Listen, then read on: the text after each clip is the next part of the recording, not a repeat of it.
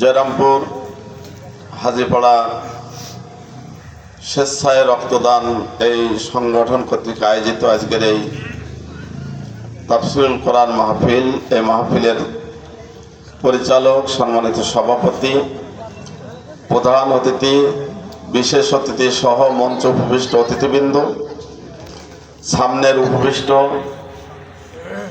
সম্মানিত উপস্থিতি এবং পর্দার আড়ালের মা ও বোনেরা, রহমতুল্লাহ। সংক্ষিপ্তভাবে যে কথাটি আমি আপনাদের সামনে বলতে চাচ্ছি সে কথাটি হচ্ছে এই, রাসূলুল্লাহ সাল্লাল্লাহু আলাইহি সাল্লাম যখন প্রথম নবুয়ত প্রাপ্ত হলেন, ওহী প্রাপ্ত হলেন, আবার জিবরাইল আলাইহিস সালামের সাথে সাক্ষাৎ হয়। জিবরাইল আলাইহিস সালাম ছিলেন আসমান জমিন জোড়া এরকম একটা চেয়ারে বসে। কাউকে দেখা যায়, মানুষের একটু ভয় লাগাটাই স্বাভাবিক, কি বলেন? তো ভয় লাগা স্বাভাবিক অবস্থায় উনি ভয় পেলেন এবং বাড়ি যেয়ে ওনার স্ত্রী খাদিজা রাদিয়াল্লাহু তাআলা আনহাকে বললেন যে আমাকে একটু চাদর মুড়ি দিয়ে দাও, কম্বল মুড়ি দিয়ে দাও। কম্বল বা চাদর মুড়ি দিয়ে দিলেন। দুটো কথাই আছে কোরআনের ভিতরে। কেউ কিছু হইল কিনা জেনে পেল না, ভূতি পেল না, এরকম একটা মানুষের ধারণা। ওনার কাছে নিয়ে যাওয়ার পরে উনি যা দেখলেন, বুঝলেন, বোঝার পরে সান্ত্বনা দিলেন যে আর কেউ নাই, জিবরাইল আলাইহিস সালাম উনি এসেছিলেন। এবং রাসূলুল্লাহ সাল্লাল্লাহু আলাইহি সাল্লামকে তখন খাদিজা রাদিয়াল্লাহু তাআলা আনহা একটা সান্ত্বনা দিলেন।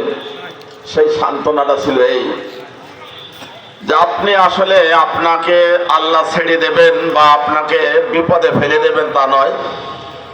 যেহেতু আপনি অসহায় মানুষের পাশে দাঁড়ান, যারা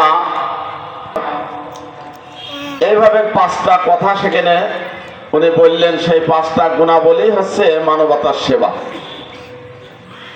তা আমি আপনাদের কাছে সেই কথাটা একটু ছোট্ট একটা হাদিসের ভিতরে ঘোষণার মাধ্যমে বলছি।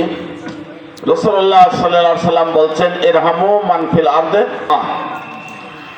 ও পৃথিবীর মানুষেরা, তোমরা দুনিয়ায় যারা আছে তাদের প্রতি দয়া করো, তাহলে আসমানে যিনি আছেন তিনি দয়া করবেন। একজনের কাছ থেকে আরেকজনকে দিয়েছে, এই দেওয়ার মাধ্যমটা কিন্তু অত্যন্ত গুরুত্বপূর্ণ। এই জন্য আপনারা বিভিন্ন ভালো কাজে সহযোগিতা করবেন। আজকের এই মাহফিলে যারা এসেছেন, আগামী দিনে আপনাদের যখন আপনাদের কাছে কিছু চাওয়া হবে, হাত বাড়াবে, আপনারাও ঠিক সেইভাবে হাত বাড়িয়ে দেবেন। যে স্বেচ্ছায় রক্তদান এই সংগঠনটি যেন পরবর্তীতে মানুষের সেবায় তারা এভাবে টিকে থাকতে পারে, এই আহ্বান রেখে আগামী দিন সেবা করার সুযোগ দেন। তাহলে আল্লাহ রাব্বুল আলামিন তিনি অবশ্যই আমাদেরকে সাহায্য করবেন, আমাদের পাশে থাকবেন।